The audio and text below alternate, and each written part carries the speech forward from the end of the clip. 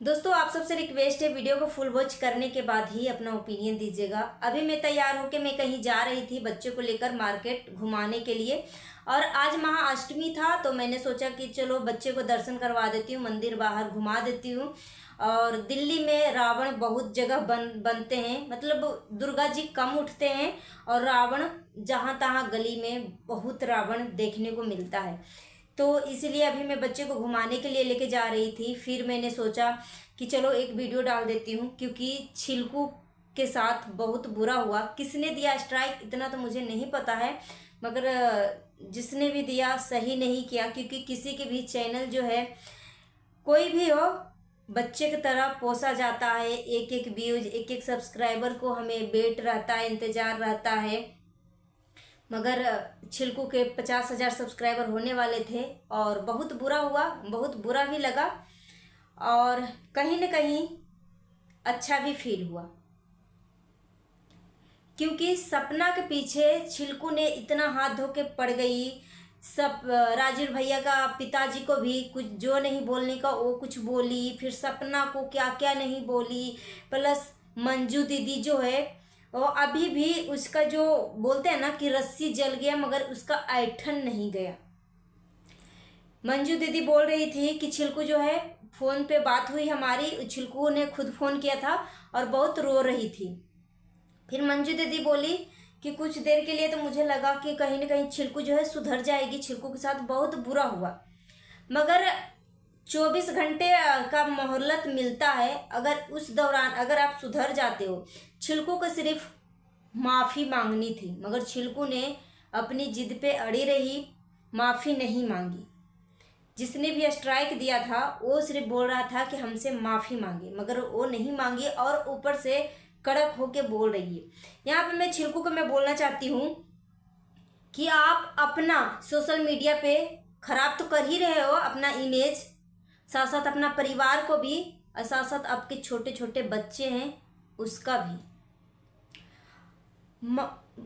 हम सब में क्या होता है दोस्तों कि जैसे कि मम्मी से लड़ाई हो गया, आप बोलते हैं ना कि जहाँ पे बर्तन होता है वहाँ पे थोड़ी बहुत आवाज़ें होती ही होती है। तो किसी न किसी से हर इंसान को कभी न कभी लड़ाई झगड़ा होता ही होता है। तो हमारे माँ बाप क्या सिखाते हैं कि अगर घर में कोई बड़े से झगड़ा हो रहा है तो उसमें छोटे बच्चे को या बच्चे को बोलने का कोई हक नहीं है।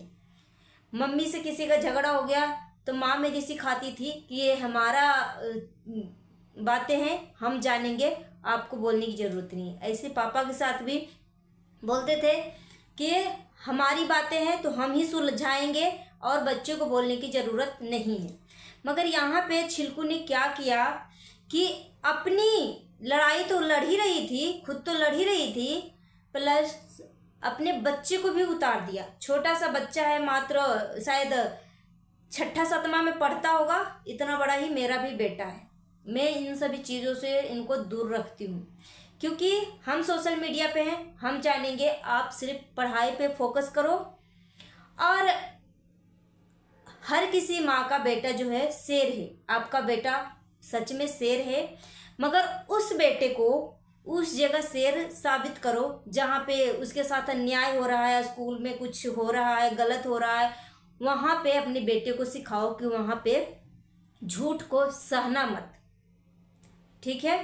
मगर आप सोशल मीडिया पे ना हम आपको पर्सनली जानते हैं, ना आप हमको पर्सनली जानते हो, तो आप खुद दूसरे के घर में क्यों घुस के पूरी फैमिली को खड़ा करने के लिए तैयार रहती। मंजू दीदी के पीछे इस तरीके से पड़ी कि डिजिटल सासू माँ, डिजिटल नानी, इस तरीके से क्या क्या बोलते जा रही थी। और प्लस यहाँ तक की तो बात ठीक था कि चलो भाई सोशल मीडिया का है, हम आपको बोल रहे हैं बुरा भला, आप हमें बोल रहे हो, ठीक है, हम आपस में हैं। मगर घर के जो परिवार का जो मैटर है, परिवार जो है, परिवार को हमें यूट्यूब पे लाने की किस लिए नौबत आ पड़ती है। मंजू दीदी के भाई जी से बात हुई थी इस लेडी को, छिलकू को, और फिर इस तरीके से भाई को नीचा दिखाने लगा कि भाई जो है अपनी माँ से माँ जो है दबा के रखता है अपना बेटा को, बहन अपने भाई को दबा के रखता है। लाइव में आके मंजू दीदी के भाई जी के बारे में ये छिलकू जो है इस तरीके से पेच मार रही थी कि भैया का बात हम बिल्कुल नहीं लाएंगे सोशल मीडिया पे, भैया का बात बिल्कुल नहीं लाएंगे सोशल मीडिया पे। भैया को उनकी मम्मी दबा के रखती हैं, इनकी माँ का राज चलता है, माँ बहन का राज चलता है, इस तरीके से खूब बोली। मगर यहाँ पे इनको वो भी मौका था कि आप सुधर जाओ सुधर जाओ सुधर जाओ, मगर वो इस तरीके से बौखलाई हुई थी कि जो इनके चैनल के साथ हुआ है वो छिलकू रानी आपके ही करतूत है कि ये जैसा करनी वैसा भरनी। आप लोगों को बहुत ज़्यादा खून के आंसू रुलाए हो।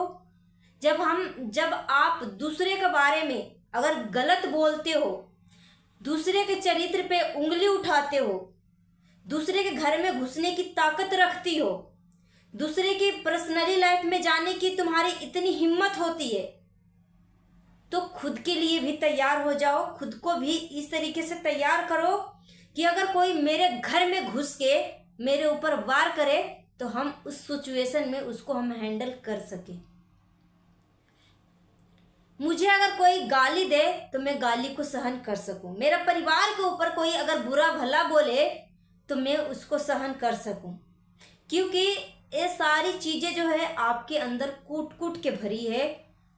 बहुत अच्छे से आपको पर्सनली दूसरे के घर में घुसना बहुत पसंद है, जिसको आप जानती भी नहीं हो। अब क्या पता कहाँ कहाँ से ढूंढती है बंदी, जिसके पीछे भी पड़ेगी ना, इन्फॉर्मेशन कहाँ कहाँ से ढूंढ के लाती है भगवान जाने। अभी देखो एक ऋतु है, अब अपनी लाइफ के बारे में छिलकू रानी कभी नहीं बताई है यूट्यूब पे, मगर दूसरे के लाइफ के बारे में बहुत अच्छे से इनको नॉलेज है। इनके साथ क्या हुआ है उनको खुद को पता नहीं है, छिलकू रानी को, कि मेरे साथ क्या हुआ था 2012 में और उसके बाद क्या हुआ नहीं हुआ, खुद के बारे में छिलकू रानी को पता नहीं है। दूसरे के बारे में बहुत पता होता है, बहुत पता होता है कि ये बाजारू औरत है। आपको शर्म नहीं आई जब दूसरे को आप बोलते हो बाजारू औरत, तो शर्म नहीं आती है। जब तुम्हें लोग बोलते हैं तो तुम्हें बहुत ज़्यादा एकदम आंखों से आंसू निकलने लगती है, खून के आंसू रोने लगती हो। तुम्हारा रोना देख के ना बहुत सारे लोगों को दिल में शायद ठंडक पड़ा होगा, और बुरा भी लग रहा है कि एक यूट्यूब चैनल को बनाने के लिए एक इंसान को रात दिन का मेहनत होता है, खून पसीना का मेहनत होता है, बच्चे का त्याग होता है, परिवार से डिस्टेंस थोड़ी सी बन जाती है। जब हम 2 घंटे यूट्यूब पे देते हैं, लाइव आप करती हो तो परिवार से तो दूर ही रहती हो ना, कोई डिस्टर्ब करने नहीं आता है। तो हम मानते हैं कि यूट्यूब चैनल बनाना बहुत ज़्यादा मुश्किल है। हमारा एक एक व्यूज, एक एक सब्सक्राइबर काफ़ी मायने रखता है। तो अभी भी मौका है, अभी भी सुधर जाओ, अभी भी सुधर जाओ। अभी बोलते हैं ना, जब जागो तभी सवेरा। तो अभी भी आपको मौका है सुधरने का, सुधर जाओ, वरना आपको सुधरने लायक नहीं छोड़ेंगे लोग। मुझे तो लग रहा था कि आपके सपोर्ट में मैं वीडियो बनाऊं, मगर आपने जो मुझे इंस्टाग्राम पे जिस हिसाब से आपने मुझे मैसेज किया छिलकू रानी, मेरा ना दिल बहुत ही एकदम पिघला हुआ सा, मतलब हर किसी के देखो ना मेरा आत्मा जो है पसीज जाता है। नहीं नहीं, बेचारी के साथ बहुत बुरा हुआ, बहुत बुरा हुआ। मैंने कई बार आपसे कमेंट करने की मैंने कोशिश किया, इतना कुछ बोलने के बाद भी, कि नहीं शायद सुधर गई हो, स्नैपी गर्ल को आपने इतना कुछ गलत सलत बोला, उसके बाद आपने किस तरीके से मोड़ लिया कि हम स्नैपी गर्ल के साथ बिल्कुल बुरा ही नहीं किए हैं। फिर मुझे लगा कि स्नैपी गर्ल के साथ तो हम सब भी है, और क्या चाहिए, इसीलिए तो हम सब सपोर्ट कर रहे थे। और फिर जब मैं आपका मैसेज मैं अपना इंस्टाग्राम पे देखती हूँ तो आंखों से आंसू निकलता है मेरा, और लगता है कि एक घटिया औरत कभी सुधरेगी नहीं। तुम्हारे वजह से सोनिया का भी चैनल गया, तुम्हारा तो सब्सक्राइबर आ जाएंगे, क्योंकि लोगों को गाली सुनना पसंद है। तुम चिल्ला चिल्ला के जो बोलती हो ना, लोगों को पसंद है, मगर सोनिया जो है तुम्हारे जैसे नहीं है, सिर्फ तुम्हारे वजह से सोनिया का चैनल गया है। सो गाइस, मिलती हूँ नेक्स्ट वीडियो में। Thanks for watching. जय हिंद, जय भारत। अपना ओपिनियन हमें कमेंट करके जरूर बताइएगा। मिलती हूँ नेक्स्ट वीडियो में। हैप्पी नवरात्रि। जय श्री राम।